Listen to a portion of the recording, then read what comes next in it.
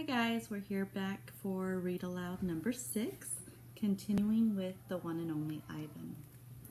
Stella's trunk. Stella's trunk is a miracle. She can pick up a single peanut with elegant precision, tickling a passing mouse, tap the shoulder of a dozing keeper. Her trunk is remarkable, but still it can't unlatch the door of her tumble-down domain. Circling Stella's legs are long-ago scars from the chains she wore as a youth. Her bracelets, she calls them. When she worked for a famous circus, Stella had to balance on a pedestal for her most difficult trick.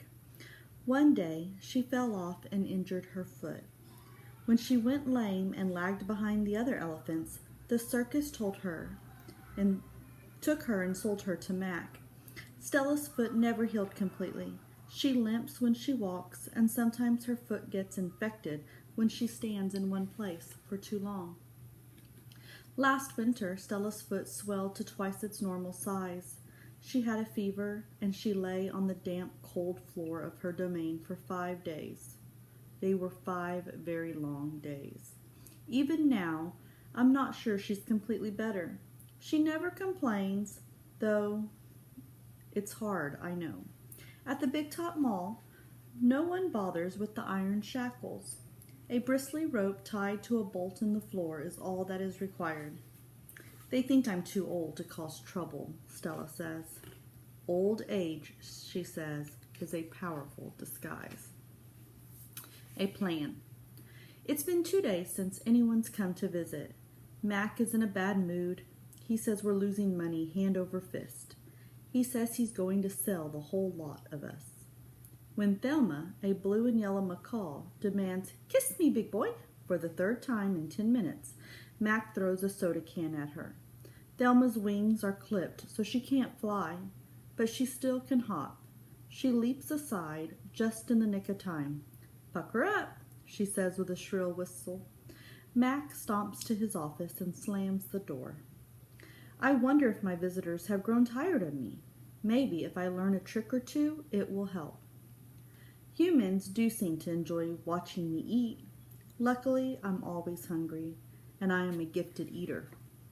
A silverback must eat 45 pounds of food a day if he wants to stay a silverback. 45 pounds of fruit and leaves and seeds and stems and bark and vines and rotten wood. Also, I enjoy the occasional insect. I am going to try to eat more. Maybe then we will get more visitors. Tomorrow I will eat 50 pounds of food, maybe even 55. That should make Mac happy. Bob. I explained my plan to Bob. "Ivan," he says, "trust me on this one. The problem is not your appetite." He hops onto my chest and licks my chin, checking for leftovers.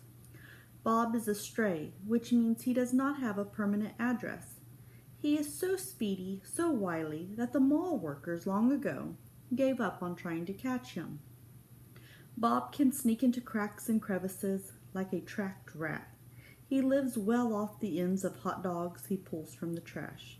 For dessert, he laps up spilled lemonade and splattered ice cream cones. I've tried to share my food with Bob, but he is a picky eater and says that he prefers to hunt for food himself. Bob is tiny, wiry, and fast, like a barking squirrel. He is nut-colored and big-eared.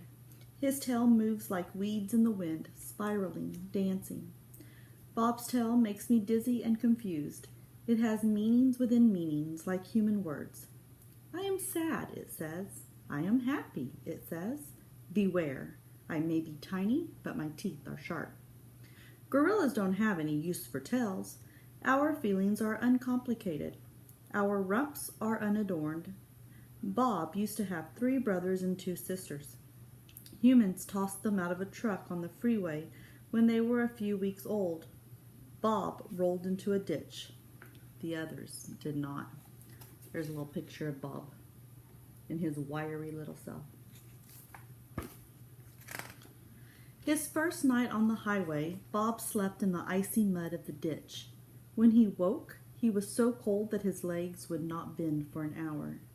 The next night, Bob slept under some dirty hay near the Big Top Mall garbage bins. The following night, Bob found the spot in the corner of my domain where the glass is broken. I dreamed that I'd eaten a furry donut, and when I woke up in the dark, I discovered a tiny puppy snoring on top of my belly. It had been so long since I'd felt the comfort of another's warmth, and I wasn't sure what to do. Not that I had many visitors. Mac had been in my domain, of course, and many other keepers. I'd seen my share of rats zip past, and the occasional wayward sparrow had fluttered in through a hole in the ceiling. But they never stayed long. I didn't move all night for fear of waking Bob.